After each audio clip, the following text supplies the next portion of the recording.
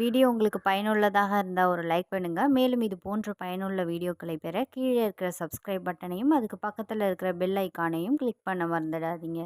Thanks for வாட்சிங்.